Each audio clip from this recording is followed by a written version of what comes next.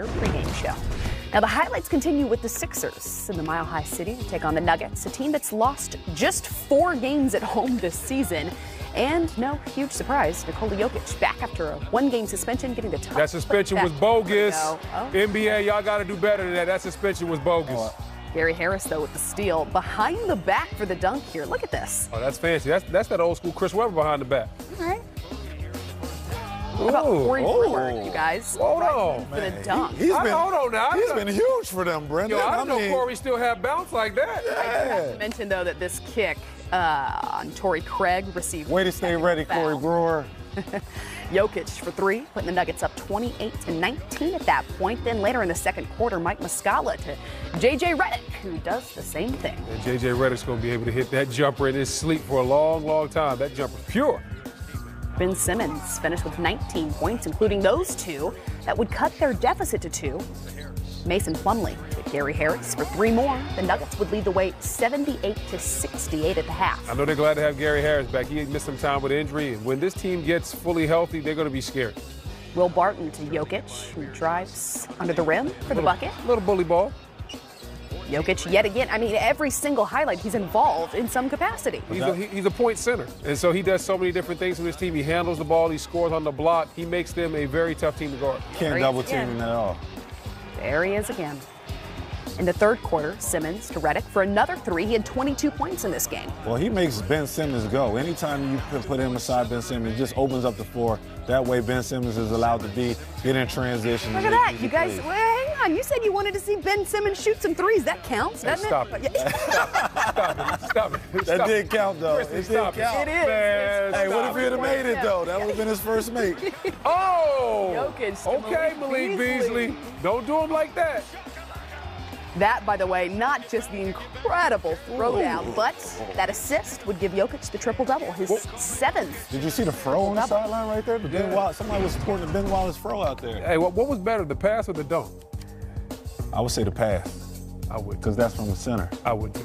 He finished with 30. Did you ever throw me a pass like that in the 18 game? rebounds. I couldn't pass, but you didn't pass that much either. Right. And 10 assists. All right, when we come back, the NBA's All-Stars. Earlier this week, the NBA's All-Star starters were announced in each conference. So we're starting with the West. The Warriors, Stephen Curry and Kevin Durant. The Thunder's Paul George. The Rockets, James Harden.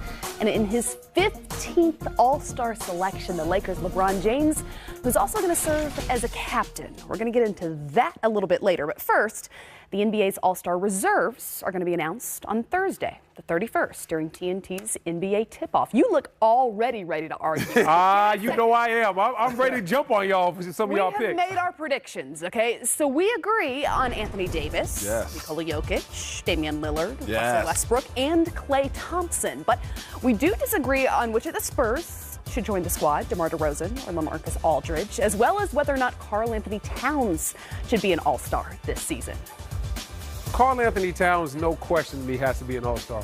When you look at what he's done this season, I like how he's responded after the Jimmy Butler trade. I think he's been more aggressive. He's out there averaging about 22 points, 12, 13 rebounds a game. So I think those stats, his aggressive play, they speak for itself. Those are all-star statistics. I'd like for him to win a little bit more, but at the same time, he's a young player in this league. He's growing, but he's definitely in the elite, and he deserves to be out there All-Star Sunday. What say you, Richard Hamilton?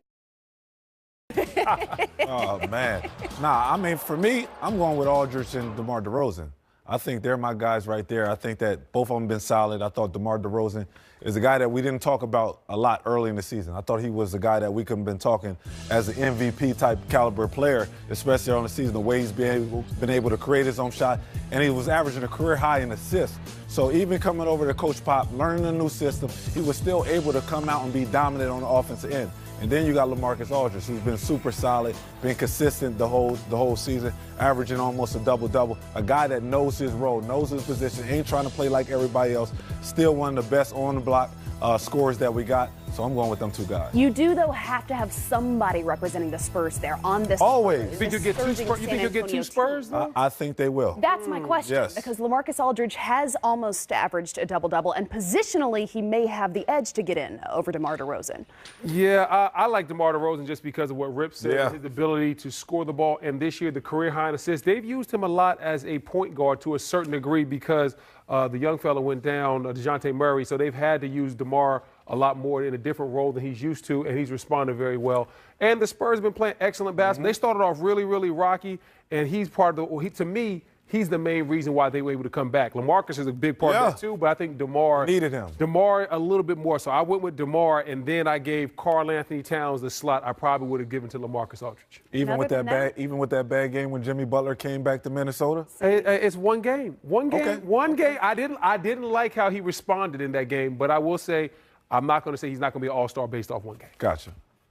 That was relatively tame. Let's move on to the Eastern Conference. We did all our real. Yeah, we did. Yeah, we did. It's a family affair right now. Tapping them offset. Oh, man. Come here, real. The Bucks' Giannis Antetokounmpo has been voted the captain, along with the Sixers' Joel Embiid, the Celtics' Kyrie Irving, the Raptors' Kawhi Leonard, and the Hornets' Kemba Walker. So again, we've made our predictions. We agree on Bradley Beal, Blake Griffin, Ben Simmons, Nikola Vucevic, and Victor Oladipo, who would now be replaced due to injury. But we disagree in some areas, and this one may get a little spicier in the Eastern Conference. Rip, I'm going to give you the chance first to defend your selections of both Jimmy Butler and Kyle Lowry. Well, first of all, I'm going with Jimmy Butler. I think he's probably the second best player in the Eastern Conference. I mean, whoa. Second best player in the what? Eastern Conference. Jimmy Butler? Yeah. Why? Who do you think? I got Giannis and I got Embiid. We all got Giannis. Embiid. Embiid. I got Kawhi Leonard. Embiid's definitely the most talented. Kyrie Irving. He missed a lot of games. Yeah, okay. All right. Okay, well, yes. So Jimmy's a difficult case, and the only reason I didn't include him in my reserves is because he did spend the first 18 games in Minnesota, because he did leave somewhat of a mess in his wake. Do you think that there should be anything counted against him because of that? Not at all. I'm a big fan of him. I know his work ethic. I've seen him in Chicago. I've seen the amount of work he puts in his individual game, and that was the biggest problem with him, when guys are not, practicing and playing as hard as he would play. But I think he's a guy that now, when you add him to the 76ers roster, he's now their closer. He came in 15, 20 games into the season, and he still was their closer night in, night out. I just think, locker room wise, he's from a leadership standpoint, he's great, but also he's a player that can do a lot of multiple things on the floor. Look at his face. Look at Now, I have Jimmy Butler up there too. I know. I can't say he's great leadership wise, because he had some problems in Chicago, some problems in Minnesota, some early on problems even here in Philadelphia. But you know what? Some of that could be overblown. Absolutely. It could be. Yep. I don't really know. Sometimes where there's smoke, there's fire. But I do have Jimmy Butler as an all-star. And my second guy is Chris Middleton. I think he actually should have been an all-star. Chris. I think he should have been an all-star last year.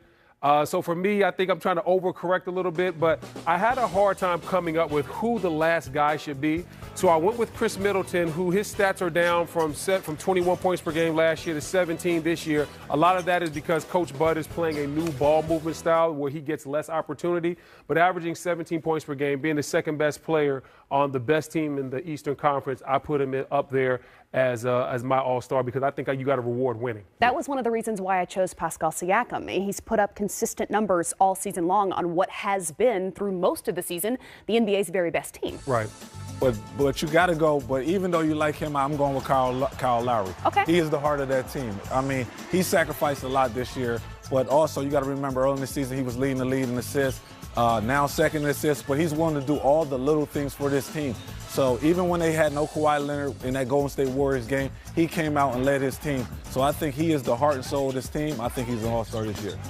Even though his numbers might be a little bit down. Yeah, his scoring numbers are down. A little bit down. His assist numbers are up. His importance to the team is very important, because you see in the games where Kawhi doesn't play, they still win because they have Kyle Lowry out there. So if you're rewarding winning, I can see that. I don't have a problem with Middleton or Kyle Lowry. I like Middleton too. I do. I think I'm not sure Pascal is an all-star, but I do think he'll be up there next for year. Most improved. Yes. Most improved, he might get that. Rewarding winning is also why I chose D'Angelo Russell in Brooklyn. Oh, one of the NBA's hottest teams since December. So we'll see. I'm rooting for D'Angelo Russell. I didn't really like. They caught a lot of teams off guard. I didn't really like the way the Lakers disrespected him on the way out the door. Agree. There was a lot of comments made that let him show up to Charlotte with a chip on his shoulder. Oh yeah. Well, but for the first time, the NBA's All-Star Draft is going to be televised, and on February 7th on TNT, LeBron James is going to have the first pick. He was voted captain of the Western Conference All-Stars. Giannis Antetokounmpo was voted captain of the Eastern Conference.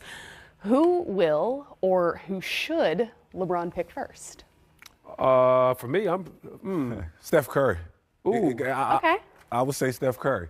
I would go KD. KD. I would say Steph Curry. I would go KD. You know, LeBron likes to buddy you up a little bit. He do. Maybe try to get him to L.A. Yeah. That might be a way to try to get him to L.A. Talk to him, tell him, hey, take it easy on me if I see you in the playoffs. You know, hey, come to L.A. Why not use it to your advantage and say, hey, come play alongside me, see what that looks like, what that feels It like. could be. Maybe Kawhi too. Maybe too. Yes. Hey, time to do some recruiting. LBJ's the best at it. It's a lot of buddy ball going on. NBA is AAU now, baby. Team up and play together. After the break, the highlights continue on this 5-game Saturday night in the NBA. Game time. There's more of it next. Celtics have too much talent, he says, not to be taken lightly in the postseason. This, even though it's a team that sits in the top 5 in the Eastern Conference, a team that the other teams in the NBA are still taking seriously as contenders. Well, to beat the Golden State Warriors, the first thing I look at is your personnel. You have to have the personnel to match up. And Golden State, they're wise. They understand this team has the personnel to beat us if we're not on our A game, because they have a lot of guys that can play multiple positions that are two-way players. When you talk about Tatum, Al Horford, Brown, they have guys that can do a lot of interchangeable things, and that's what gives Golden State problems. When you have guys that can score on one end but can switch the screen and roll and stay in a defensive matchup and not give the Golden State Warriors an advantage.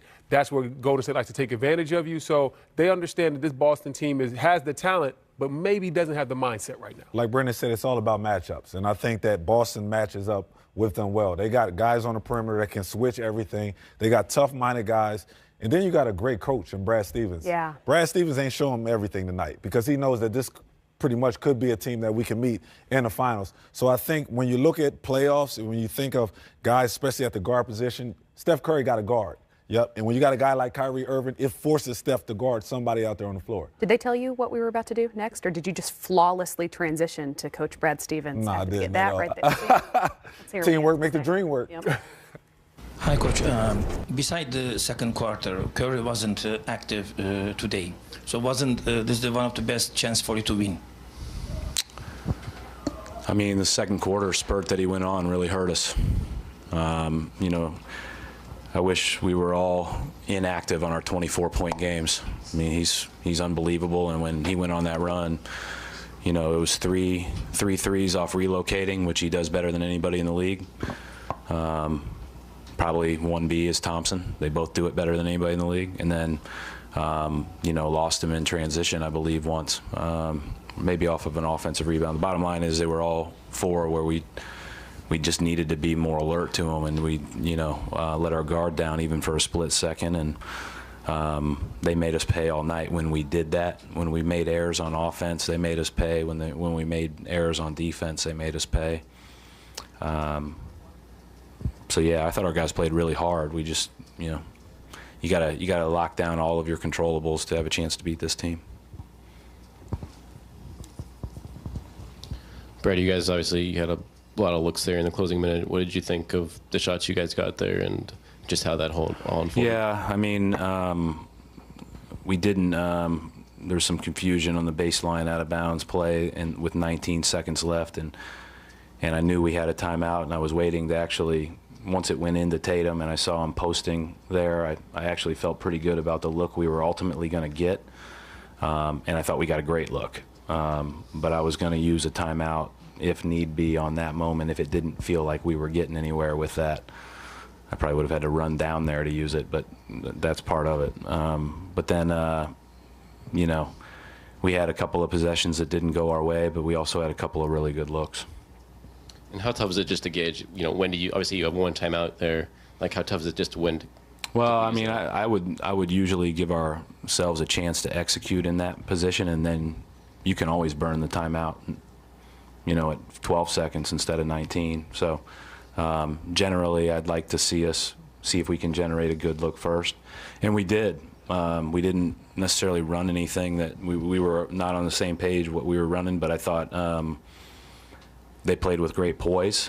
They threw it into Tatum, and Tatum swung it across the court, threw the double team to Morris. And I mean, how many times has Morris hit that shot for us? So I felt really good about that look that we got.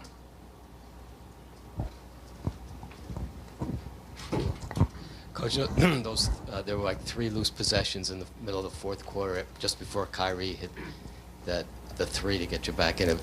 Is that what you mean? That you can't make mistakes against those guys? The whole game, I thought they just really capitalized when there was that opportunity to do so, and credit them for that. I mean, when those guys come down the court and, you know, you make even the smallest of error, they take advantage of you. And but I thought, you know, Kyrie was tremendous again. And I thought you know, again, all of their guys were awfully good. What did you think of the effort on the offensive glass? You guys had more than 20 second chance points. Yeah, I thought, well, and I thought even though Terry, you know, only shot 4 times all night, I thought him going to the glass those couple of times really helped us. I thought a bunch of guys did that. When they're doing all that switching, that's one way to be more impactful and more effective is on the offensive glass. And I thought Al was really good tonight on both ends of the court, and you know, gave us a chance there. Morris got to the glass, so you know, but it wasn't quite enough. Coach, knowing that this game has so much attention nationally coming in, what does it mean for the team going forward just to have gone toe-to-toe with the Warriors like this? You know, I think we came in and we expected to win. So we need to get better so that we can have a better chance of winning that game. We have the last few years, and today we didn't. Draymond with the offensive rebound of his own missed free throw. It looked like Marcus Smart slipped, but whose responsibility is that there? Marcus went in to get in front of the shooter. He slipped. Slips happen. I feel bad for him. He felt bad, but that's part of it. That was just unfortunate. You mentioned kind of not having a chance to, or not being able to make mistakes and low capitalize. You guys didn't score for like 5 minutes at the end of the third, but then you're down only 5 or 6. Start of the second, end of the third, both were very impactful, I thought. You know, Curry getting those 4 threes was huge, and at the start of the second, because he hasn't really done much up till that point. He hasn't seen the ball go through the net, and he isn't feeling like the rim's an ocean right now. And then he bang, bang, bang, changes that very quickly. And then at the end of the third, our inability to score on those possessions was hurtful. But that's the margin for error you're dealing with against this team, and that's just part of it. And that's why it's good to learn what you have to get better at. Brad, just in those final minutes you had a couple of ISO situations where you'd been moving the ball so well. Is it frustrating to watch that when, you know, the instinct is to, let me just try to do this myself? No. I mean, I think that's part of it. And part of it is how they challenge you. When they sub, they go small, they switch everything. Mm-hmm. It becomes a lot harder to generate that stuff. And we just talked about, you know, Marcus Morris's 3. That was really good recognition by our team, right, to get the ball side to side off of a double team. And but no, that's you know, we've won a lot of games in that way too. So you know, we'll go back and look and see if we could have done something different. But I will say this: it becomes a lot harder to move it late against them with their switching and when they go super small with Iguodala and Green. The Celtics' 5-game win streak comes to an end as the Warriors improve upon their season best, now 10 wins in a row with a 115-111 win. Let's hear from Coach Steve Kerr after the game. What kind of fight did it take to win this one? It took 48 minutes. Our guys competed. We did everything we needed to do. We fought like crazy on defense. I thought DeMarcus's defense on those high pick and rolls was great. That was a big boost to us. Bench came in, did a good job. It's a great win against one of the best teams in the league on the road in that atmosphere, so it was exciting. It seemed like playoff level intensity on the defensive side of things. What does that do to benefit you guys and the Celtics potentially as well? Well, we needed this game. You know, we've played 3 straight opponents, all decimated by injuries, and we needed to be challenged, and we were challenged big time, and could have gone either way. They missed some open looks down the stretch, but our guys fought and defended, and you know, made big free throws down the stretch. Clay made 2 big ones. Kevin made a bunch of them, so that was a great effort. You mentioned the Marcus defense. They were kind of targeting a lot throughout the game. Is it good for him to get this experience? Yeah. It's probably going to happened to us this season? Yeah, it's great for him to get this experience. We need to practice it. We play differently against pick and roll with DeMarcus than we do with our other guys. We changed the scheme a little bit, and so it's not just DeMarcus getting the reps. It's all of our guys, trying something a little different and being physical and trying to defend without fouling. DeMarcus has quick hands and quick feet. He's not the fastest sprinter up and down the floor, but laterally he is really quick. He's got incredibly long arms, and he gets a lot of steals in there in traffic. And tonight I thought that was key. What do you think is key for him to cut down? Just he just needs to play. I mean, he's always been a high foul guy, just his style of play. But you got to remember, this is like training camp for him. He's been playing for a week, maybe 9 days, I think. So DeMarcus needs more reps, more conditioning, and he'll start playing more foul-free minutes. Did you go with the lineup that had him and Looney just because they were kind of filling on the glass a little bit? We just did it for a couple minutes. We went to Andre down the stretch for the last 3 minutes. I think we had Looney. Are you talking about Looney and DeMarcus? Yeah. That's a good lineup for us. We like that. That's something that we'll go to more. I mean, Loon's one of our best defenders, and DeMarcus likes playing with another big, and so it's a more defensive-oriented lineup with Loon out there. So that's something we'll do more of. What were you able to do defensively down the stretch to create the turnovers with Kyrie and Al? Obviously, they like that action at the top of the key and seem like you're able to disrupt that. Just tried to be as aggressive as we could without fouling, and very physical game. But I thought Clay really did a good job on Kyrie, trying to get over screens and stay with him and not reach. And he did a good job of that. And then our big guys helped and did a good job. And then we finished up by getting rebounds. So it's a really solid defensive finish. Are you this Indiana triple team